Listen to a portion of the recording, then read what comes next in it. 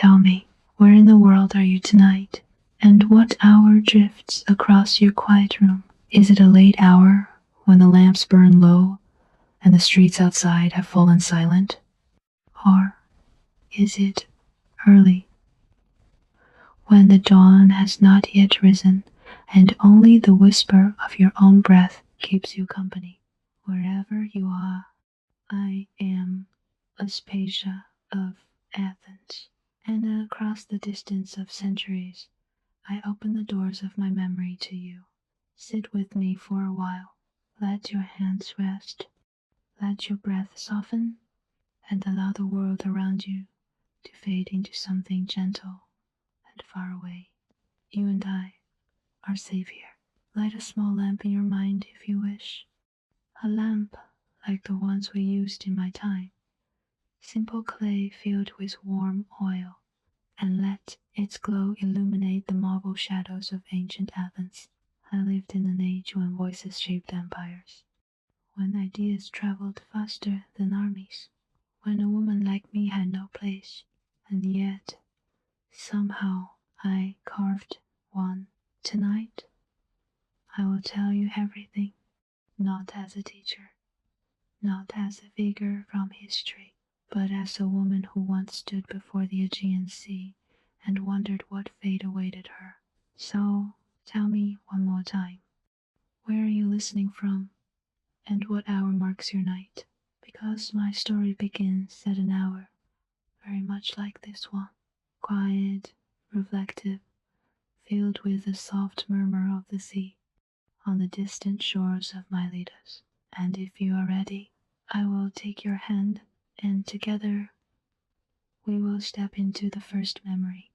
I was born beside the sea, not the calm, pale waters you may know from quiet postcards or gentle mornings, but the restless, so bright Aegean, where the horizon trembles like a thin line of silver fire, and the wind carries the scent of pine resin, warm sand, and distant sails.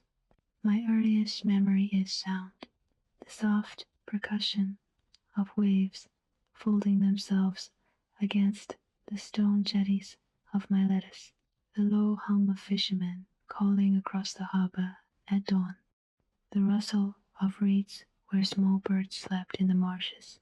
These sounds shaped me long before I ever knew words, long before I understood that the world beyond our coastline was wider, harsher, and awaiting.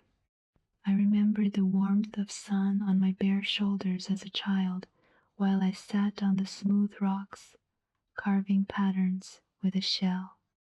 I remember my mother's voice soft, deliberate reading to me from scrolls she guarded as if they were living creatures. Women in my city did not often study, but my mother had a quiet fire in her, a will that refused to bend to the customs that sought to confine her. She placed papyrus in my small hands and taught me the shapes of letters long before I could truly grasp their power. Words, she said, are ships. They can carry you farther than any vessel in this harbor. At the time, I didn't understand. I loved the sea. I loved the tang of salt on my lips, and the way the light shattered across the waves like broken glass. Why would I ever want to leave? But Miletus was a crossroads, a city where merchants, philosophers, sailors, and wanderers from Persia, Lydia, Greece, and beyond passed through like threads of many colors woven into a single tapestry. And as I grew older, the tapestry began to speak. Often, I listened from behind the half-open door of my father's gathering room, where men debated about the nature of virtue, justice, the heavens, and the destiny of the polis. Their words drifted to me like embers glowing, dangerous, mesmerizing. I remember one night in particular. The air smelled of roasted barley, and the bitter sweetness of grape skins being crushed for new wine. A storm had gathered beyond the horizon. Lightning flickered faintly through the lattice windows. Inside, the men argued about whether beauty was born from symmetry or spirit. Symmetry. One insisted, without balance, there is chaos. Spirit. Another countered, without soul, balance is nothing but emptiness. I pressed my ear to the wooden door, not knowing that years later I would stand in the heart of Athens and challenge such arguments publicly, fearlessly, and with an ease that would unsettle even the greatest of men. But back then, I was only a girl listening to storms. Storms outside in the sky, and storms inside rooms where ideas clashed like blades. As the seasons passed, I became restless. I loved my city deeply, yet something in me stretched beyond its borders. I felt it each twilight when the sea turned deep indigo, and the first stars shimmered like small, watchful eyes. A whisper rising inside me, faint but persistent. There is more. More than the familiar rhythm of market stalls, the laughter of girls weaving garlands, the crackle of our hearth. More than the rituals, the festivals, the familiar shadows of neighbors who had known me since birth. My mother saw it first. She watched me linger on the cliffs longer than necessary, watched me trace the path of ships departing for distant lands, watched my silence deepen each evening. You are listening to the world, she told me one night as she brushed my hair near the lamp. It speaks to you differently than it speaks to others. I leaned into her hand. Do you think I will leave someday? Her fingers paused, then she whispered, yes, and you will return, only in the stories others tell of you. At that moment, I had no idea how prophetic she was. Life in Miletus flowed like a river, gentle some days, fierce on others. Festivals filled the streets with drums, dancers, and garlands of crushed violets. Ships from Samos, Chios, and even the distant coasts of Phoenicia moored in our harbor, their sails heavy with spice and rumor. I would wander among them, pretending to be an invisible shadow, soaking up every accent, every tale of cities I had never seen. Sometimes sailors spoke of Athens, a city of marble, a city of learning, a place where men debated as freely as they breathed, a place where ideas shaped the destiny of the world. Athens, they said, is a place where minds grow wings. The words struck me like an arrow.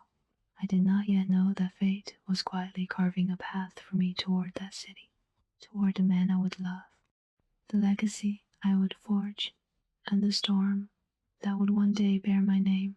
But Miletus was my cradle, my first teacher, my quiet beginning. And every woman, no matter how far she travels, carries her beginning like a hidden ember. Mine glowed with the salt of the Aegean, the ink of papyrus, and the soft, unyielding voice of a mother who dared to imagine a different destiny for her daughter. If you are still with me, if your breath is calm and the room around you has grown still, we can step further into the journey. Because when the time came for me to leave Miletus, the sea did not whisper goodbye, it roared. The day I left Miletus, the sky was the color of burnished copper. A warm wind rolled in from the east, carrying with it the faint cry of gulls and the tang of distant storms. I remember standing at the edge of the harbor with a small bundle in my hands, scrolls a garment, a little clay lamp, and feeling as though the whole world had tilted slightly beneath my feet. I had always loved the sea, but that morning it felt like an immense, breathing creature, both inviting and unforgiving. The waves did not come gently. They slapped against the stone docks with a restless impatience, as if urging me forward, refusing me even a moment of hesitation. I was not leaving behind a life of luxury, nor was I fleeing danger. I was leaving something harder to abandon. Familiarity. My mother walked with me along the wooden planks until we reached the vessel that would take me away. The ship was modest weathered wood, patched sails, ropes that smelled of tar and seaweed. But to my eyes, it looked like a portal carved straight into fate. My mother pressed her hand to my cheek. Her eyes held no tears, only a deep, unwavering calm. "You will be tested," she said, "not by swords, not by storms, but by voices. Some will praise you, more will condemn you. Remember who you are." I nodded, though a knot had already tightened in my throat. I wanted her to ask me to stay, just once, so I could feel the ache of refusing her, so I could be sure I was truly strong enough to walk away. But she didn't. She only lifted my chin, kissed my forehead, and whispered a prayer to the gods of the winds. Then she let go, and that was the moment I stepped onto the ship. The gangplank creaked under my weight. The air smelled of brine and resin, and something metallic in dissipation. Perhaps. The sailors moved quickly, shouting instructions, tightening ropes, securing amphorae of water and wine.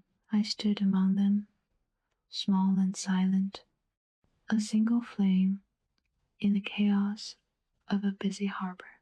When the sails finally unfurled, pale linen wings catching the breath of the morning wind, the ship lurched forward with the kind of movement that makes the heart stumble in its chest. Miletus began to shrink behind us. The white facades of the houses blurred into the hills. The familiar curve of the coastline softened, and slowly the city of my childhood dissolved into the bright, trembling horizon. The Aegean opened before me, infinite and alive. Days at sea have a strange rhythm. The sun dictates everything.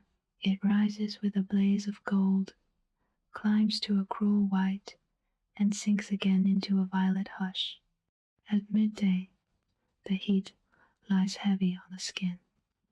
At night, cold winds from the open water thread through your garments like invisible fingers. But always, always, there is the sound of waves, sometimes soft as breathing, sometimes roaring like the anger of ancient gods, sometimes whispering secrets no human tongue could translate.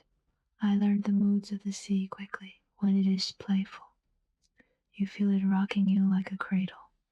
When it is thoughtful, its surface turns perfectly still, reflecting clouds with unnerving clarity. And when it is furious, it becomes the kind of force that unmakes men. We encountered all three. On the second day, the waters were calm. The sailors relaxed, humming rough hymns, mending nets, playing knucklebones on the deck. One of them, a man with a beard like tangled rope, sat beside me and asked, "Why Athens? A woman like you could live comfortably in Miletus." I smiled. "Comfort," I said, "is a cage with beautiful bars." He laughed, not understanding, and returned to his work. But I felt my mother's words stirring in my heart, like a bird waking inside its nest. On the fourth night, the sea turned restless. Clouds massed above us, dark, thick, veined with lightning. The air tasted of copper, and even the sailors fell silent.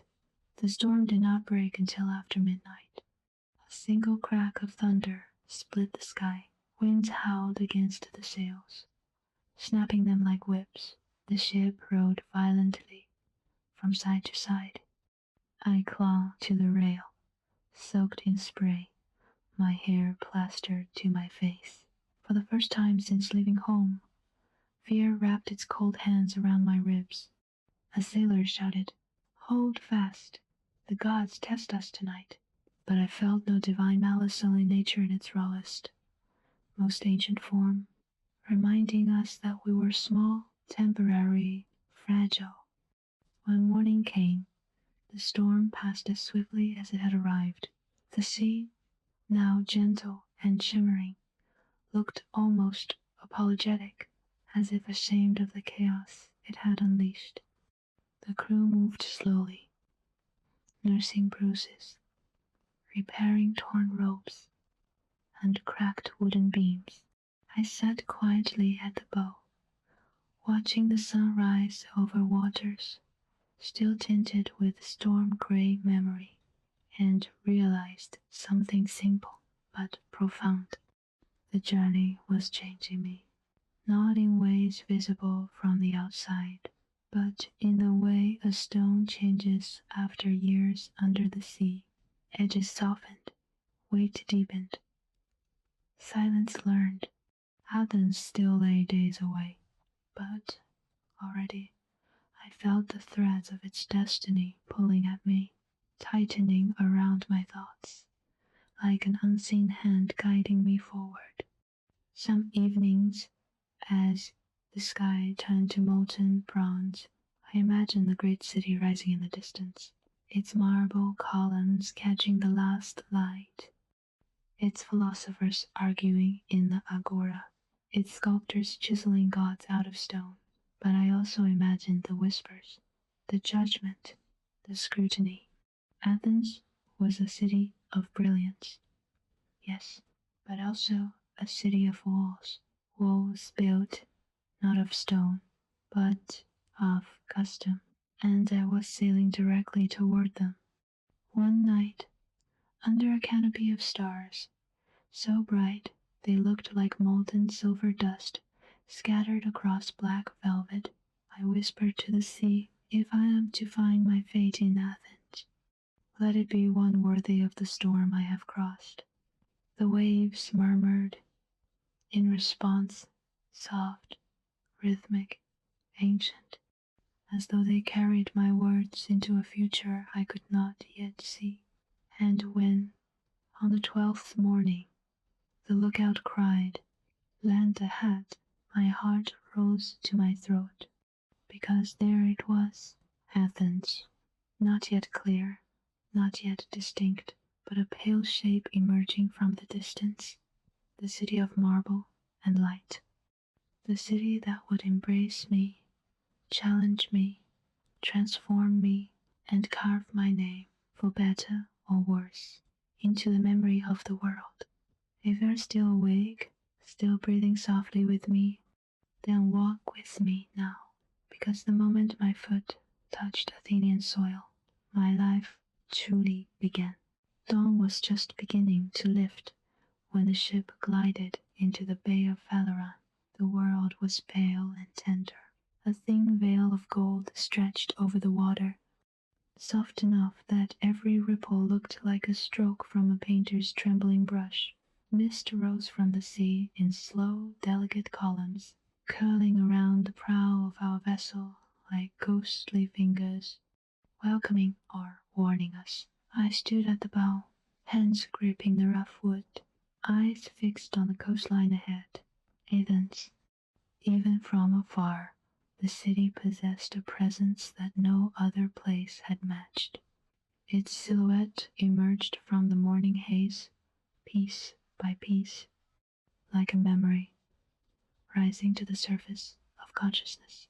The sharp line of walls, the sweep of hills, the faint glitter of white stone.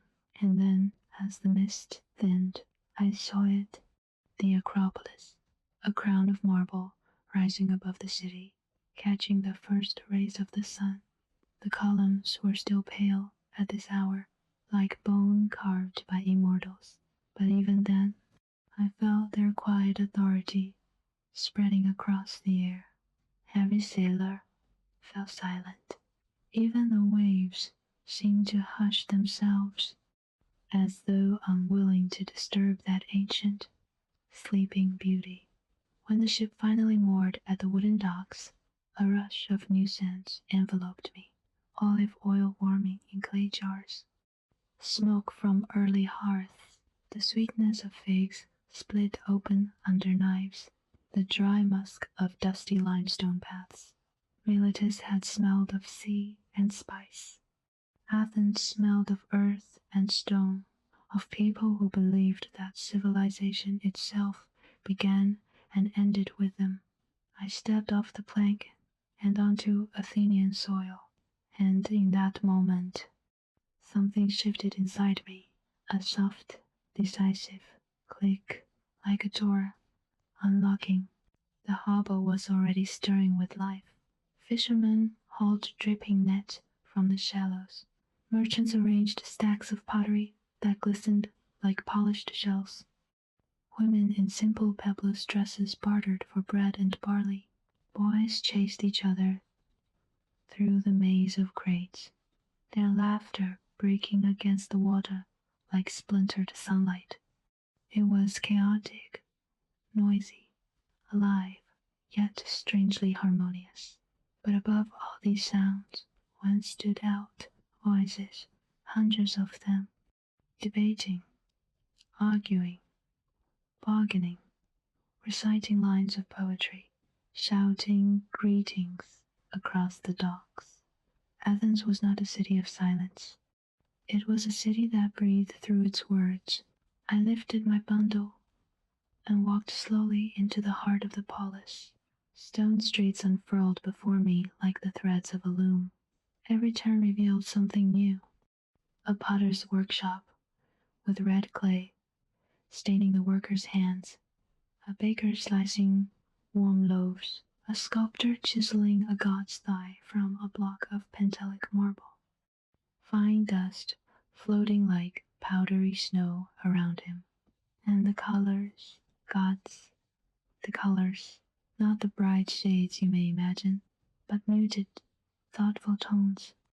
The amber of drying grain, the copper green of old bronze, the deep umber of wooden beams, the pale gray of stone that had witnessed too many summers. I passed beneath an archway where philosophers often gathered. Rows of men stood in the shade, robes draped loosely over their shoulders, gesturing with wide, expressive hands. Their voices rose and fell in a kind of rhythm. Question, refutation, counter-question, like waves colliding with mathematical precision. One of them paused as I walked past. A tall man with intense eyes, blind at the corners from squinting at the sun or thinking too hard. A foreign woman? He murmured, not unkindly. What brings you here? I dipped my head. Perhaps the same thing that brings most people to Athens. I replied softly. Hunger. A small smile tugged at the corner of his mouth. Then you have come to the right city. We feed every hunger of the mind. That is, his companions chuckled, and I continued walking, but their words stayed with me. A city that feeds the mind. For the first time since leaving Miletus, I felt a subtle thrill, a spark of recognition, as though this place had been waiting for me. Soon the streets opened into a wide, sunlit expanse. The Agora, the beating heart of Athens. Even at this early hour, it pulsed with life. Vendors shouting prices over heaps of olives, scribes selling fresh papyrus, philosophers pacing as they lectured to small circles of listeners, goats bleating, children weaving between stalls with pieces of honeyed bread in their hands. Statues stood on every side. Athena Promachos, with her spear raised toward the sky, Hermes poised as though about to leap from stone to air, Zeus seated in stern authority, I wandered slowly, letting the atmosphere wrap itself around me. Every sound, every smell, every shaft of sunlight felt like a new thread weaving itself into the tapestry of my becoming. I had no home here, no protector, no promise, only a future I could not yet name. But Athens had a way of claiming those who dared to breathe deeply in its air. A group of young women brushed past me, laughing as they carried baskets toward the fountain. A girl with eyes, the color of dark honey, paused to glance at me. "You're new," she said. "You'll find Athens overwhelming at first, but you'll learn its rhythm." "What rhythm?" I asked. She smiled. "The rhythm of change." Before I could reply, she was gone, absorbed into the current of the marketplace, like a drop of water returning to the sea. And it was then that I noticed a man standing at the far end of the agora, watching me with an expression I could not decipher. Tall, dignified, wrapped in a finely woven cloak. His hair silvered lightly at the temples, his posture relaxed, but unmistakably powerful. Pericles. I did not know him yet, not truly, but something in his gaze seemed to widen the air between us. A silent recognition, like the faint tremor of a string plucked by an unseen hand. He did not approach, nor did I. The moment passed as quietly as it had begun. But even then, some part of me knew that this city, its marble, its dust, its brilliance, its cruelty, was about to entwine my life with his in ways the gods themselves might envy. As the sun rose higher, bathing the agora in its full radiance, I felt the weight of destiny settling gently upon my shoulders. Athens had accepted me. Now I would have to decide what I would become within it. When I first arrived in Athens, I had nothing except a bundle of scrolls, a few coins sewn into the hem of my garment, and a mind that refused to shrink. That, in Athens, was both a gift and a danger. I rented a small room near the lower slopes of the Acropolis, a simple chamber with a narrow window, a rough wooden bed, and a clay lamp that smoked when the oil burned too low. At night, I could hear the distant echo of music rising from taverns, the clatter of sandals on stone, the murmur of late conversations drifting through the street like threads of silk. But it was the silence just before dawn that I loved most. In that hour, the city belonged to no one. The marble shone faintly, like bleached bone. The air was cool and heavy with the scent of wet stone, and even the gods seemed to sleep. I would sit by the window, scroll spread over my lap, and read until my eyes stung. Poetry, history, philosophy, lines upon lines of men, debating the nature of reality, virtue, justice. Men who had carved the world with their thoughts, yet never imagined a woman like me, reading their words by the dim glow of a clay lamp. But I read, and I learned, and, slowly, I began to understand that knowledge is not something one possesses. It is something one becomes. During the days I wandered the city, I listened to the philosophers at the Stoa Poikile. I observed the sculptors chiseling the gods from stone blocks, their hands steady, their eyes half closed in concentration. I watched the potters spin clay on their wheels, shaping curves with a tenderness I did not expect from men who smelled of smoke and dust. One afternoon, as I lingered near a gathering of students, listening to an elderly man speak about the difference between opinion and truth, a young scholar approached me. "You listen," he said, narrowing his eyes with amusement, "more intently than those who came here to learn." "Perhaps I came here to learn as well," I replied. He laughed, not cruelly, just surprised. You are bold for a foreign woman. Foreign women have minds, I said, just as Athenian men do. He stared at me, stunned, and before he could form a reply, I slipped away, my heart beating fast. Athens challenged me every day. It tested the edges of my patience, my courage, and my own sense of worth. But it also awakened something fierce in me, a certainty that I did not come here to be silent. And so I began to open my door. At first, only a few came, a curious student, a wandering poet, a merchant's son fascinated by rhetoric. They came because they had heard of the foreign woman who dared to ask questions instead of answering them politely. My small room became a place where ideas moved freely, not bound by age, gender, or rank. We spoke of poetry and war, of the gods and the frailty of men, of justice, and the illusions that masquerade as truth. I asked questions not to shame or challenge, but to reveal. What do you believe? Why do you believe it? How do you know your thoughts are your own?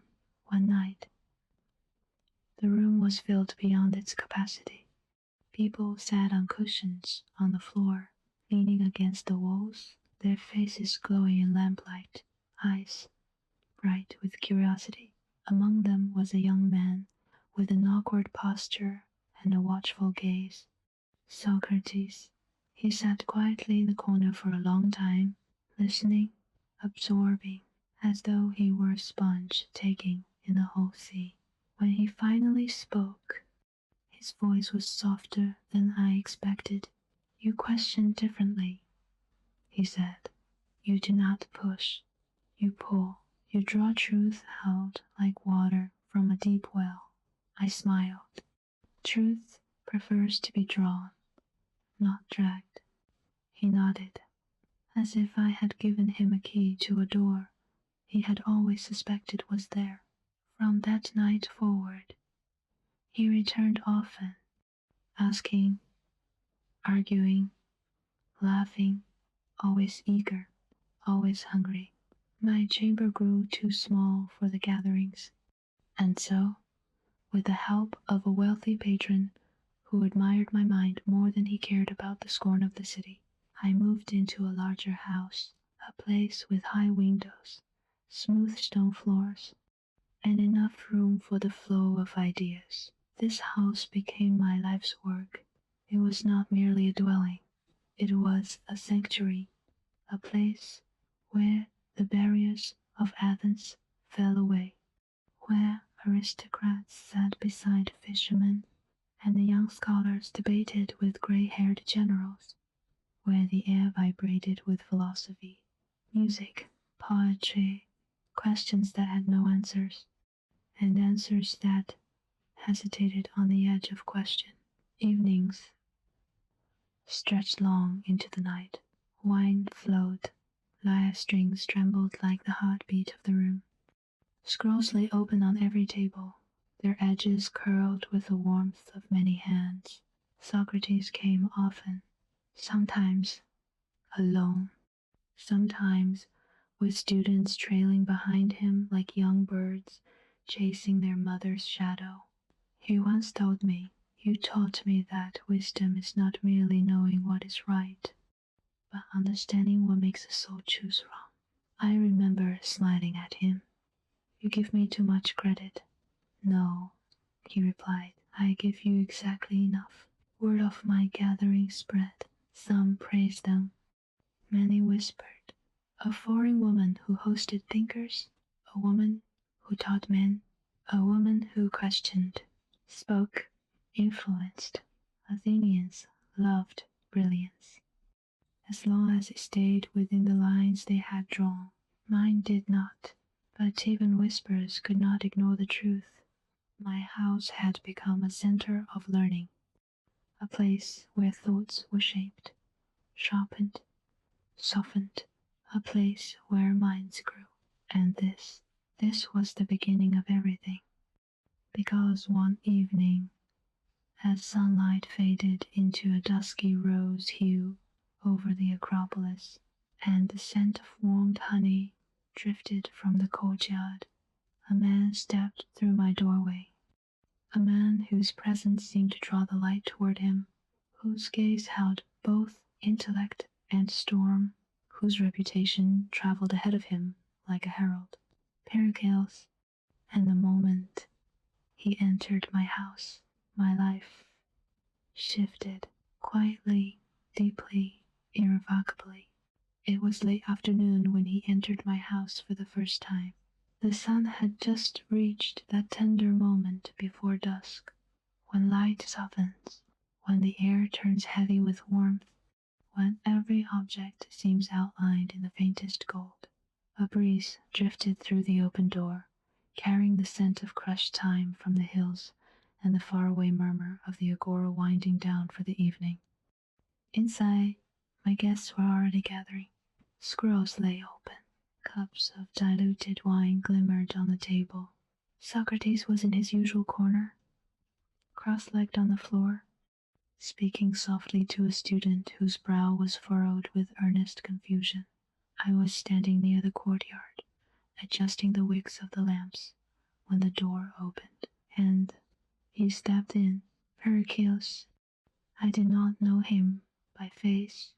I knew him by reputation, the way one knows the shape of a storm before it breaks. His presence filled the room before his voice ever did. He carried himself with a calm certainty, a man used to responsibility, a man accustomed to being watched. Yet there was nothing boastful about him. He entered without flourish, quiet, observant, as though measuring the air itself. His eyes were the first thing I noticed. They were not the eyes of a general, nor of a politician hungry for approval. They were the eyes of a thinker, sharp, reflective, shadowed by a lifetime of weighing consequences. Our gazes met across the room. He did not look away. I felt something shift, almost imperceptibly, like the faint tremor of the earth before a season changes. He approached slowly, taking in the scrolls, the faces, the hum of conversation. The room seemed to bend toward him, not out of fear, but out of instinctive respect. When he finally stood before me, he inclined his head slightly. I am told, he said, that your house has become a place of learning. His voice was deeper than I expected, controlled, deliberate, each word shaped as though he had considered it carefully before speaking. I held his gaze. It is a place where questions are welcome, I replied. He smiled, a small, fleeting curve of the mouth, but enough to reveal the warmth hiding beneath his restraint. And answers? He asked. I shook my head gently. Answers come on their own time. He studied me for a moment, not with the curiosity men often direct toward women, but with the curiosity one thinker directs toward another. Then he said softly, I would like to listen. I gestured toward the cushions near the courtyard. Then sit, Pericles of Athens.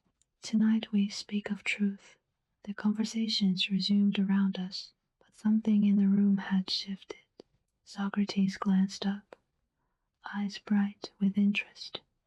A few guests exchanged looks, some excited, some wary.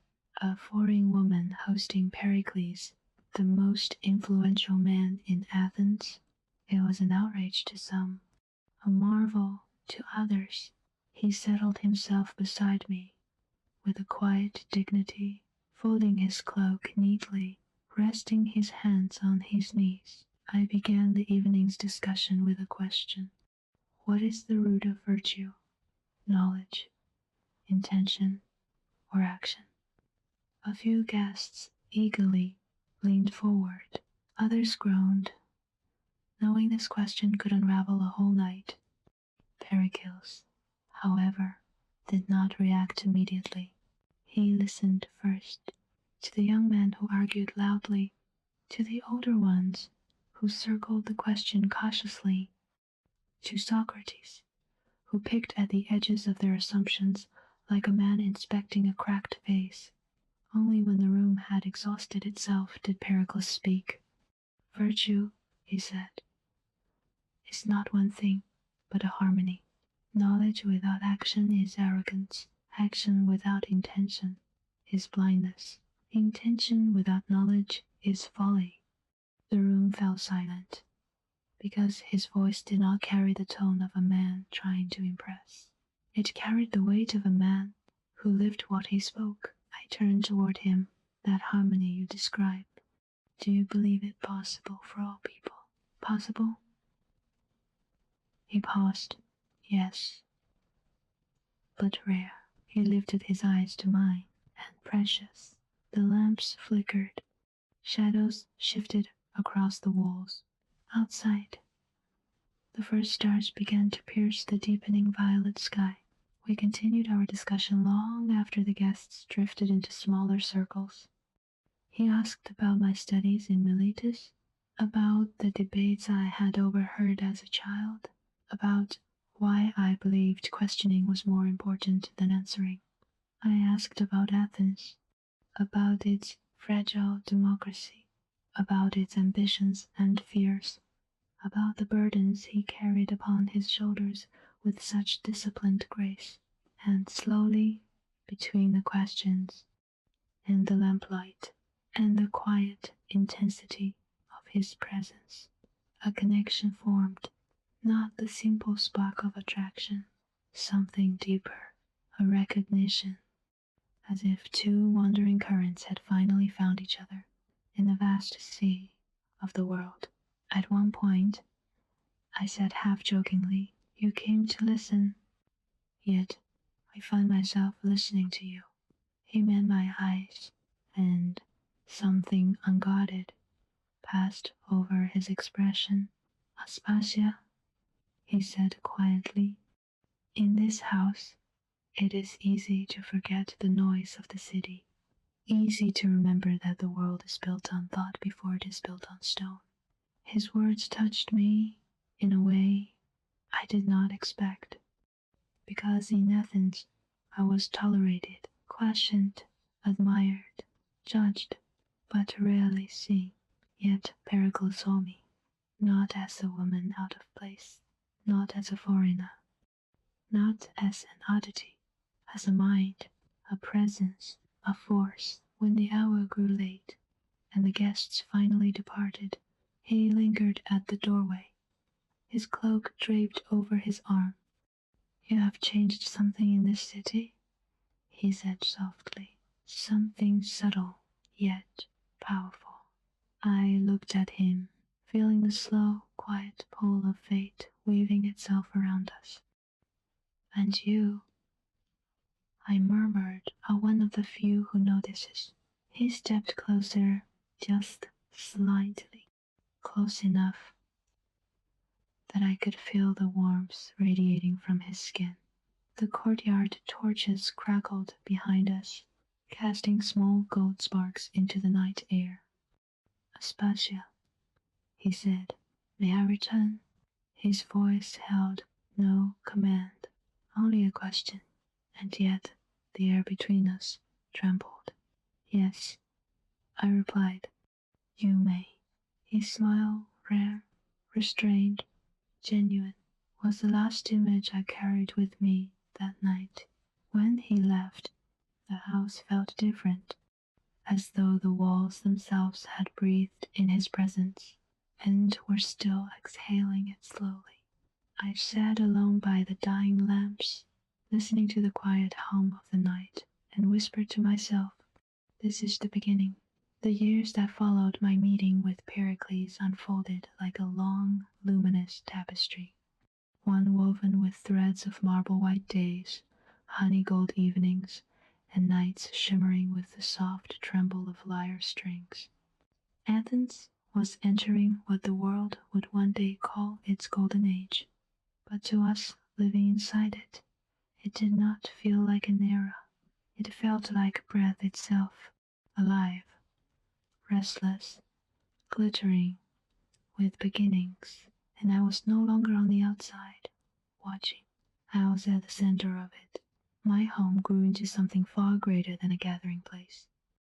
It became a sanctuary for minds hungry to expand, a refuge for young men intimidated by the rigid formality of the academy, and a haven for artists searching for a place where the laws of beauty could be questioned, reshaped, reborn.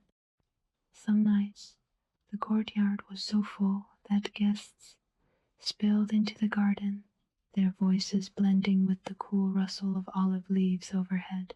Lamps glowed in every corner, the flames dancing in small arcs of gold against the stone walls. Wine flowed freely, but thought flowed more freely still. The conversations rose like tides, slow at first, then swelling with excitement. Musicians debating the ethics of rhythm, sculptors arguing about the nature of ideal proportion, statesmen whispering about strategies, philosophers wandering into metaphysics and getting blissfully lost. And always, always, Pericles at the quiet center of it all. He rarely dominated the room. He didn't need to. The power of his presence was the power of a steady flame, constant, thoughtful, unwavering. Sometimes he watched me as I moved through the crowd, listening to a young poet recite his new work, smiling as Socrates teased a student into clarity, offering a gentle correction to someone tangled in their own logic. In those moments, our gazes met, and the noise around us softened into a hum, as though the world briefly stepped aside. Outside my home, Athens itself was transforming. Stonecutters carved the marble bones of temples that would one day define the world's idea of beauty. Architects paced along the Acropolis, with scrolls tucked under their arms, arguing about angles, shadows, and divine proportions. I would walk through the workshops where statues were born. The air there was thick with the scent of dust and sweat. Marble shavings covered the floors like snow, coating the sculptors' arms in pale powder. They carved slowly, patiently, the repeated tap of chisels echoing like a heartbeat. "What do you see when you look at stone?" one sculptor asked me. "A god waiting to be freed," I replied. He stared at me for a moment, then nodded, as if I had revealed a secret he had always suspected, but never articulated. Music, too, thrived. Lyres hummed through the streets. New modes, new harmonies, new emotional languages emerged. Women sang in shrines, men rehearsed in courtyards. Young girls practiced delicate melodies as their mothers spun wool nearby. Sometimes musicians came to my house at dusk, their fingers trembling with anticipation, their instruments glowing warm in lamplight. They played for us, notes rising like pale smoke into the night, fading only when the first birds began to call for morning. Music softened even the sharpest minds. I often saw Pericles close his eyes during a song, the tension of governance melting for a moment, his breath slowing, his hand relaxing around the rim of his cup. In those quiet moments, he seemed less like the architect of a city, and more like a man who carried too much in his heart. Socrates became a frequent presence in my home. We spoke for hours, not always agreeing, but always growing. He once asked me, "What do you believe the city owes to its women?" I looked at him steadily. "To recognize them." He frowned. "To recognize them how?" "As minds," I said, "as citizens of thought, if not of law." He sat very still, absorbing the idea as though tasting unfamiliar wine. Then he murmured, "You ask the questions I am not brave enough to ask." I laughed softly. "No, Socrates. You ask them. You simply hide them inside other questions." He smiled then, one of his rare unguarded smiles.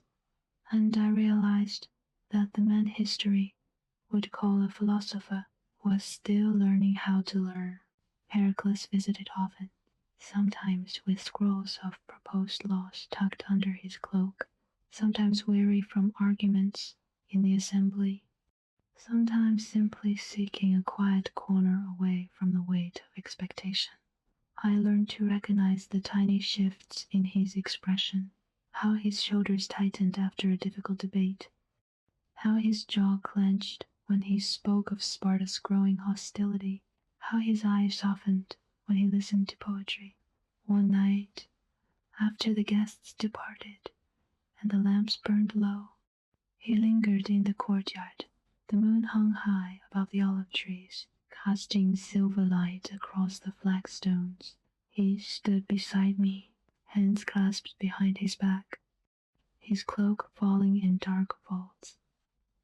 "Aspasia," he said quietly, "when I stand before the assembly, I lead Athens, but when I stand here, I learn Athens." His words struck me deeply. "Is that why you come?" I asked. "To learn." He turned toward me then, and the distance between us shrank to a breath. "I come," he said, "because here I am not a symbol. I am simply a man, and there are very few places where a man may be allowed that." His honesty was a warm blade pressed gently to my heart. "If you wish to be only a man," I whispered, "then stay a little longer tonight." He did. We sat beneath the olive tree until the lamps went out, speaking in low voices about the city, the people, the fragile beauty of human ambition, and the quiet longing that lived inside us both, the longing for understanding, not desire, not yet understanding, a rarer intimacy. Those years felt endless, like a single, unbroken breath. Art flourished, music swelled, arguments blossomed like wildflowers in the marketplace. Young men grew into thinkers, old men softened their opinions. Ideas walked the streets like living beings. Athens was not peaceful. It never had been, but it was alive in a way few cities ever are. And somewhere in the quiet center of this brilliance, two figures kept drawing closer. A statesman, with the weight of the world on his shoulders, and a woman the world tried to ignore, but could not silence. We did not yet know that the age blooming around us would one day be carved into the memory of civilization. We were simply living, thinking, becoming, together. Love does not arrive like thunder. Not at first. It arrives quietly. A shift in the air, a softening in the voice, a moment in which two people look at each other and see not who they are, but who they are becoming. With Pericles, love unfolded like a long dusk, slow, glowing, inevitable. But Athens, brilliant as it was, had little patience for what was not its own reflection, and it was during these tender years, when my bond with Pericles deepened, when the city's golden surface gleamed brightest, that the first shadows began to gather, because a woman like me was not meant to stand beside a man like him. Not in Athens, not in a city that adored its own freedom, but feared the freedom of its women. It began with stolen evenings, the two of us sitting beneath the olive tree in my courtyard, the moonlight turning the leaves to silver flickers. We didn't speak of love at first. We spoke of the city, the fragile threads of democracy, the responsibilities that weighed on him like iron. He would come late, after debates that left his voice hoarse and his eyes shadowed, and he would sit beside me with a tired dignity, his cloak dusted with the long day. Talk, he would say quietly. Your voice is the only thing that softens the noise in my head. So I talked, sometimes philosophy, sometimes poetry, sometimes nothing at all. Just a few soft words, the kind one uses to steady a trembling flame.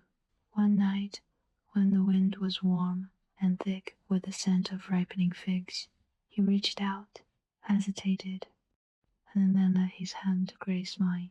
A simple touch, barely a moment, but the earth shifted beneath us. Aspasia, he murmured. There are truths that even the assembly cannot debate out of me. I turned to him, feeling the pulse in his fingertips, like a second heartbeat. Then, speak them, I whispered. He leaned closer, the lamplight catching the faint lines around his eyes. I have come to care for you, he said, in ways I do not yet know how to name. I exhaled slowly, as though my breath had been waiting for that sentence for years. Then let us name nothing, I replied, and let everything else speak for us. He closed his eyes, and in the quiet between us, love took root. But love is never a private thing in a public city. Whispers grew like mold in the corners of Athens, slow at first, then spreading with an insidious hunger. A foreigner, a woman who teaches men, a woman who influences our leader, a danger, a witch, an enemy of the city. In Athens, brilliance was admired only when wrapped in the right shape, and I was the wrong shape. Yet Pericles stood beside me, openly. He did not hide me in shadows. He came to my home without apology. He defended my right to speak in private gatherings. He spoke of my intelligence with respect, and Athens hated him for it, because a city that claims to worship reason cannot bear to see reason embodied in a woman. As our love deepened, the winds of the Peloponnesian War began to rise. Sparta loomed like a dark mountain on the horizon, silent, rigid, unyielding. Trade routes strained, alliances shifted, tension thickened in the air like smoke. Pericles spent more time in the assembly, his voice echoing across the stone hall, firm, measured, unshakable. He argued for strategy, for preparation, for vision, and the city listened. Even when it despised the man they listened to, even when it whispered that his strength came from me. Sometimes he returned from the assembly with a weariness so deep it seemed carved into his bones. He would sit beside me and say, "The city I love is breaking itself with fear," and I would answer, "Then guide it with your calm." He always smiled at that. "You trust me too much." "No," I whispered. "I trust the man behind the name." As the war drew nearer, people looked for someone to blame for their unease, and Athens, in its brilliance and fragility, has always found it easiest to blame a woman. They accused me of corrupting Pericles, of manipulating policy, of using my gatherings to sway the minds of young men, of bringing foreign ideas into the heart of the polis. Slander traveled faster than truth. It always has, but when the accusations rose to a fever pitch, they attacked Pericles through me. He was forced to stand in front of the assembly, the same assembly he had led with steadiness for years, and defend not his strategies, not his leadership, but me. I remember the day he told me. The sky was heavy with the smell of rain, clouds gathering like bruises over the city. "They want me to distance myself from you," he said. His voice was steadier than his hands. And will you? I asked softly. He lifted his gaze to mine, full of fire, full of pain, full of something deeper than resolve. Never. Even now, I can hear the weight of that word, how it echoed, how it bound us. The accusations escalated. They dragged my name into the assembly. They argued that I was a corrupter of Athenian morals, a danger to the city, a foreign shadow steering the brightest man in Athens. They demanded I be put on trial, a woman, a foreigner, a thinker, a lover of Pericles, an easy target. Pericles stood before the assembly trembling with fury, the only time I ever saw his control crack. He defended me with everything he had, logic, rhetoric, honor, his reputation, his career, his heart. The city watched their beloved strategist bear himself before them, pleading not for a battle, but for a woman. And still, there were those who wanted to see me destroyed. In the end, they acquitted me, but not because they believed I was innocent. Athens does not acquit out of belief. It acquits out of fear. Fear of losing the man they needed more than they hated. But that day changed something. In him, in me, in the city. Love and war had become entangled, and neither would release its hold. After the trial, Pericles came to my home. He walked straight to me, no hesitation, no restraint, and pulled me into his arms with a fierceness that stole my breath. Aspasia, he whispered into my ear. I will not let them break us. I placed my hand on his cheek. You do not have to fight for me, I said softly, but he shook his head. I do, he murmured, because loving you has made me braver than ruling Athens ever could. The war drums were already beating. The city walls trembled with coming conflict. Darkness spread over Greece like the shadow of a vast wing. And yet, in the center of the storm, there was us, two people bound, not by fate, but by choice. A choice made again and again in the face of a city that insisted our love was impossible. But love, like war, reshapes the world, and ours was only just beginning. Grief has a sound. It is not the tearful wail you imagine, nor the sharp cry that breaks from a wounded heart. Real grief, the kind that settles into your bones, the kind that alters the way you breathe, is almost silent. It is the sound of a lamp flame trembling in an empty room, the soft collapse of a cloak draped over a chair, the echo of a footstep that never comes. I learned the sound in the year Athens unraveled. War had already hollowed the city. Sparta pressed from the outside, fear pressed from within, and hope was stretched thin like an aging thread. Then the plague arrived. No one knew where the sickness came from. From the port, from the islands, from the gods themselves, angry at our pride. But once it entered the walls of Athens, it spread like fire in dry brush. Homes shut their doors, temples filled with desperate prayers, streets emptied except for the cries of those who could not hide their suffering. The air grew thick with the smell of sickness, sour, metallic, damp. Even the birds avoided the city walls. Pericles did not hide. He could not. He was the steward of a burning world. And while others fled to the countryside, he stayed among the people, visiting the sick, organizing burial rites, managing chaos with hands that should have been allowed to rest. I begged him to stay away from the worst districts, but he only shook his head, placing his hand gently over mine. A leader must stand where his people suffer.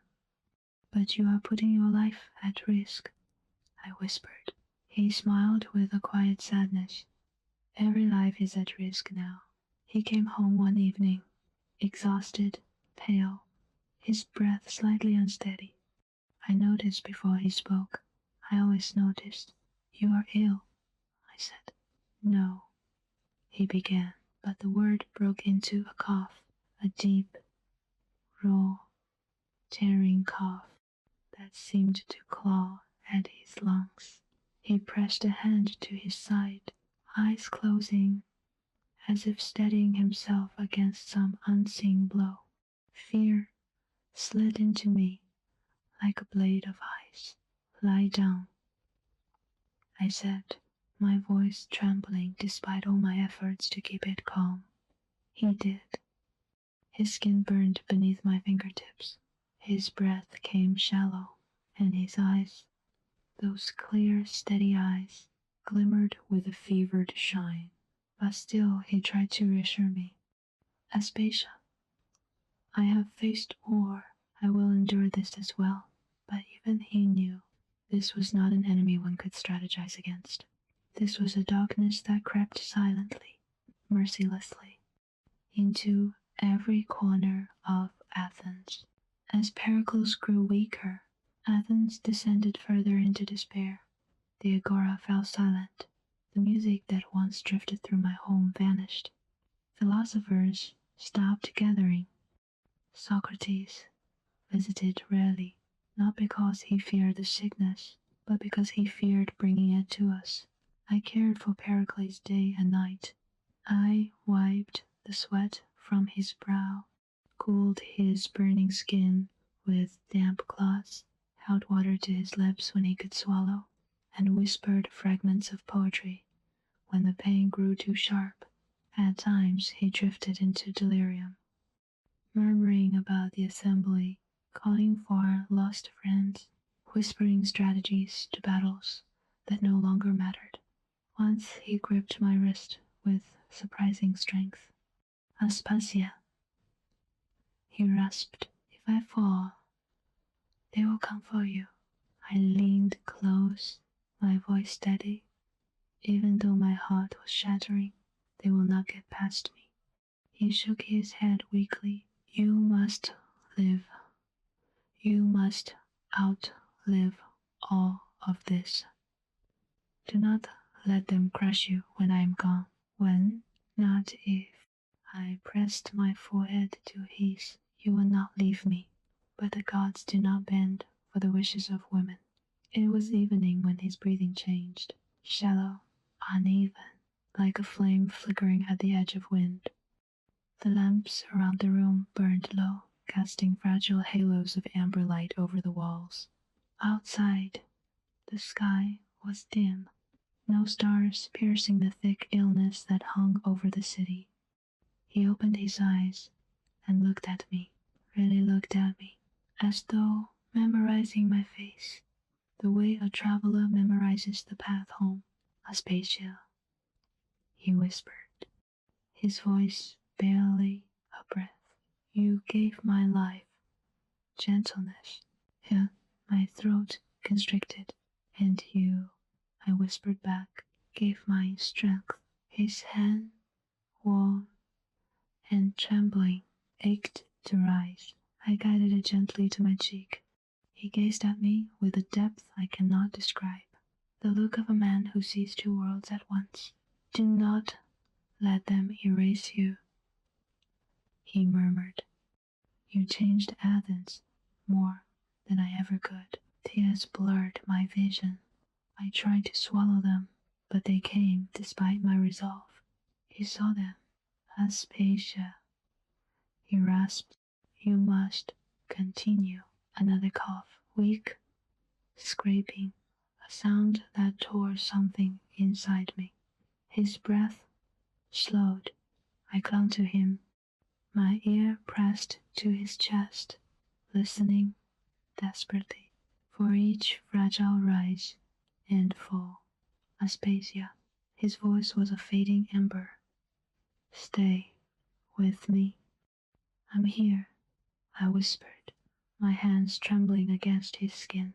"I'm here," he exhaled softly, a sigh that carried the weight of a whole city, a whole age, and he did not inhale again. The silence that followed was unlike any silence I had ever known. It pressed against my body, filled my lungs, echoed in the hollow space behind my ribs. Pericles, the steady flame of Athens, the man who never trembled, had gone out, and the city felt colder instantly. I don't know how long I stayed beside him. Minutes, hours. Time had unraveled, but eventually the lamps died. The room sank into darkness. I sat in it willingly. The world outside continued to crumble. The plague, the war, the anger of the assembly, the despair of the people. But inside that small room, there was only one truth. The man I loved was gone, and grief, that quiet, merciless creature, coiled itself around my heart and prepared to stay. The morning brought no comfort, only eyes watching, voices whispering, a city waiting to see whether I would fall along with him. But I did not fall. I buried him with my own hands, washed his body, wrapped him in linen, placed him in the earth with the gentleness of someone laying down her own heart. No crowds, no speeches. Athens had no strength left for grieving. Only me. Only the dawn. Only the quiet echo of a final breath that still clung to my skin. When I stood again, my legs shaking, the sky broke open with thin strands of morning light. And I whispered to him, to the earth that held him, to the gods who had taken him, I will not disappear. The city that stole him from me would not claim my silence too. But the truth is this: every day after his death felt like walking on the edge of a blade, because love binds itself to the soul, and when the beloved vanishes, the soul must learn how to carry the weight of a ghost. After Pericles died, the world did not end. That was the first cruelty. The sun still rose over the Acropolis. Merchants still shouted prices in the agora. Philosophers still argued about the shape of virtue. Children still laughed in the dusty streets. Athens went on, limping, grieving, fevered, afraid, but still moving. I remember standing at my doorway in the first days after his burial, watching the light creep across the stones, listening to the distant hum of life, and feeling a strange dissonance inside me. How could the city continue when he no longer walked its streets? How could the world keep its rhythm when the beat beneath my ribs had changed? Loss did not shatter me in a single blow. It hollowed me, slowly, expertly, like a sculptor removing stone from a statue only he could envision. My house, once filled with voices, fell into a long hush. Scrolls lay untouched, lyres rested in their corners, strings slackened with disuse. The courtyard, where laughter once rose like warm smoke, grew still. Even Socrates visited less often, not because he feared the plague, he feared nothing, but because he sensed I needed a quiet not even philosophy could fill. Sometimes he sat with me, saying little, simply sharing the silence. Once he murmured, "You grieve like a philosopher." I looked at him. How do philosophers grieve? In circles, he said gently, revisiting the same sorrow from different sides, hoping one angle will hurt less. I smiled faintly. Does it work? No, he admitted, but it teaches us patience with our own hearts. It was the first time I had smiled in weeks. Outside, the city transformed. The plague continued to steal lives. The war dragged on, grinding hope into dust. Walls were repaired, armies dispatched, alliances formed and broken. Athens grew sharper, more brittle, like marble exposed too long to the winter wind. People I had known for years passed me in the street, with blank, hollow eyes, their own losses too heavy to carry, their memories too raw to acknowledge mine. Grief had made us all strangers to ourselves for a time. I feared the assembly might move against me, that in their desperation they would seek a scapegoat, and remember the foreign woman they had once tried to condemn. But something unexpected happened. They left me alone. Perhaps the war consumed their anger. Perhaps plague humbled their pride. Perhaps Pericles' ghost still lingered in the chambers where he once ruled. Or perhaps Athens simply realized that grief had already claimed more of me than they ever could. I walked through the agora without incident. Men nodded with quiet respect. Women offered me small bundles of herbs for health, for sleep, for sorrow. Athens, for all its cruelty, could be tender when it remembered its own fragility.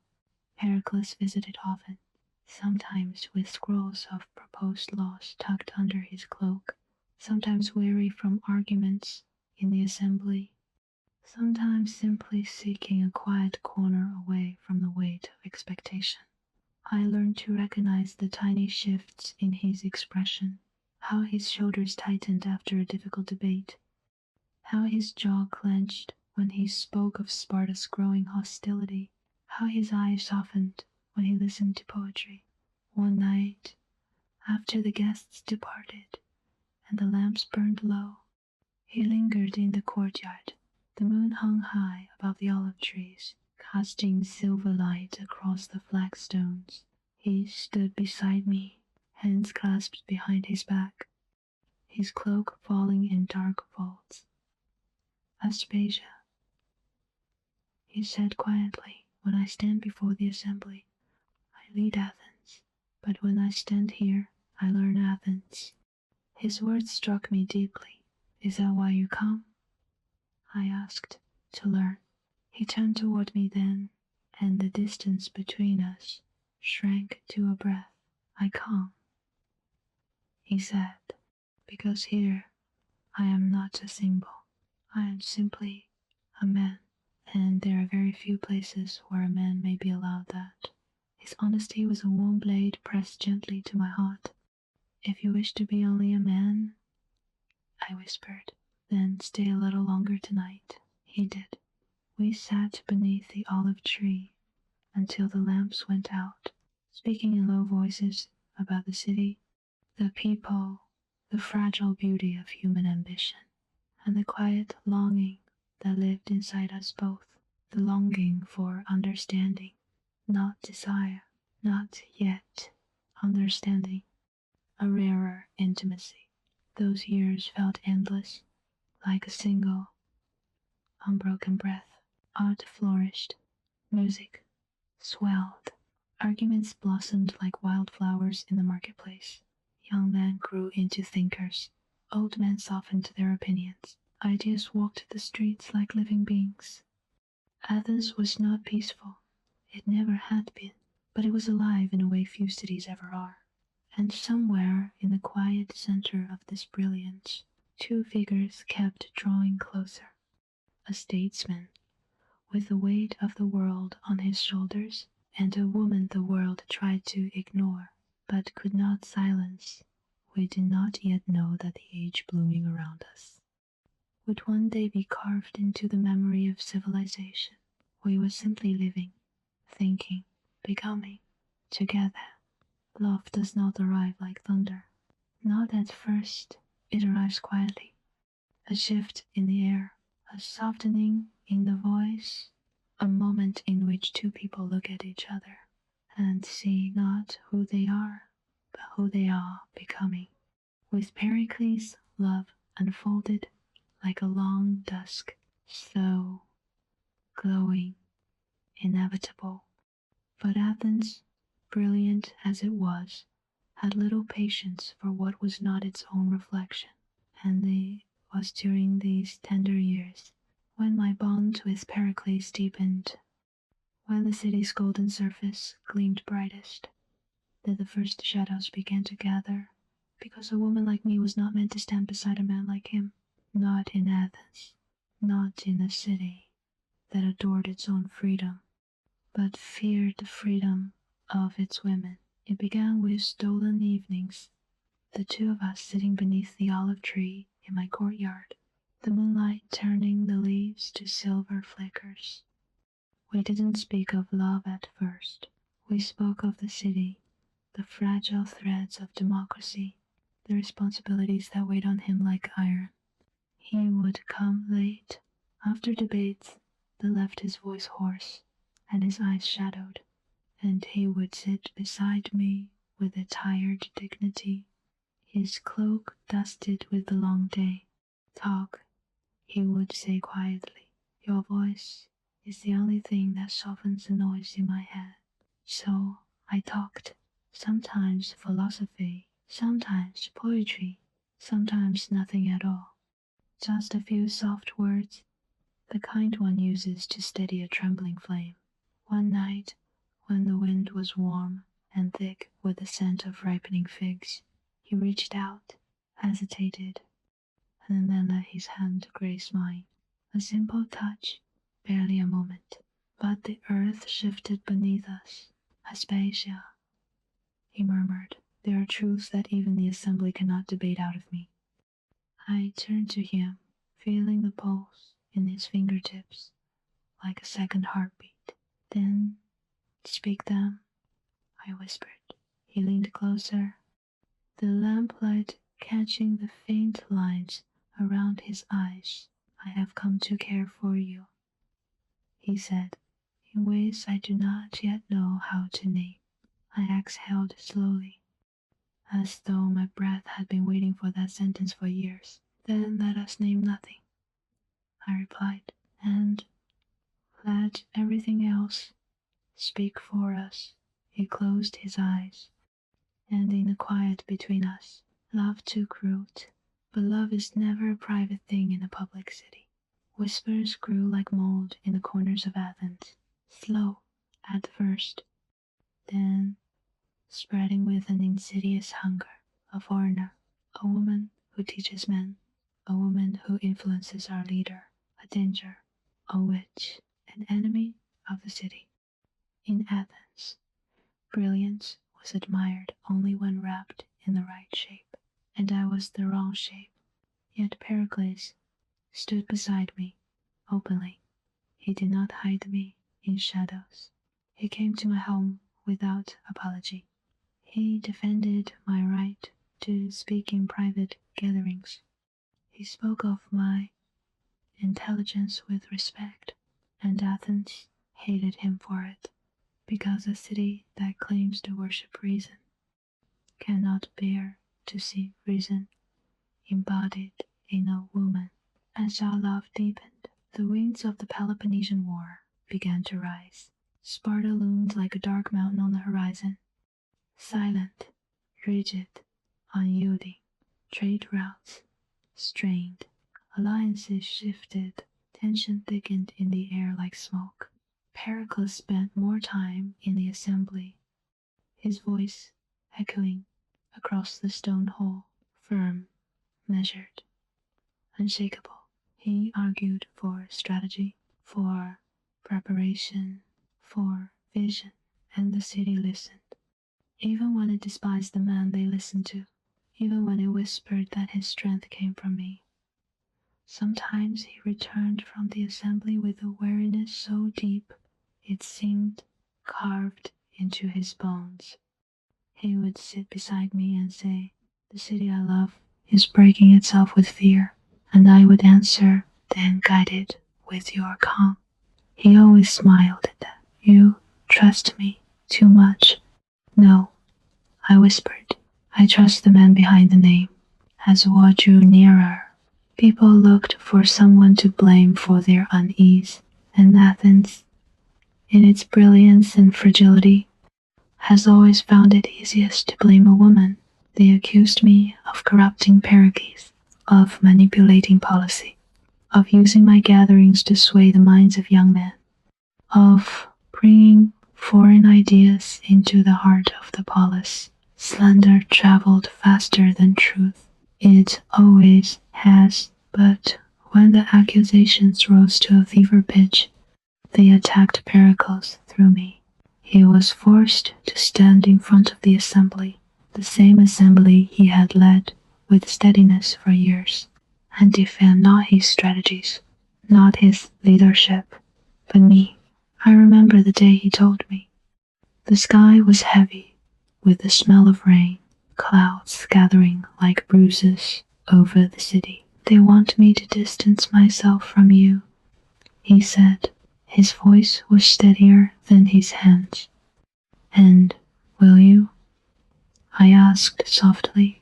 He lifted his gaze to mine, full of fire, full of pain, full of something deeper than resolve. Never.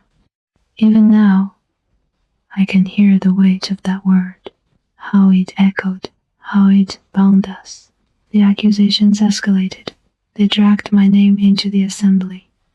They argued that I was a corrupter of Athenian morals, a danger to the city, a foreign shadow steering the brightest man in Athens.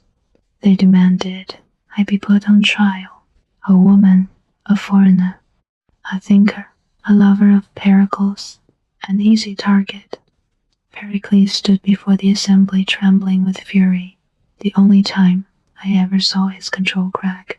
He defended me with everything he had, logic, rhetoric, honor, his reputation, his career, his heart. The city watched their beloved strategist bear himself before them, pleading not for a battle, but for a woman. And still, there were those who wanted to see me destroyed. In the end, they acquitted me, but not because they believed I was innocent. Athens does not acquit out of belief. It acquits out of fear. Fear of losing the man they needed more than they hated. But that day changed something. In him, in me, in the city, love and war had become entangled, and neither would release its hold.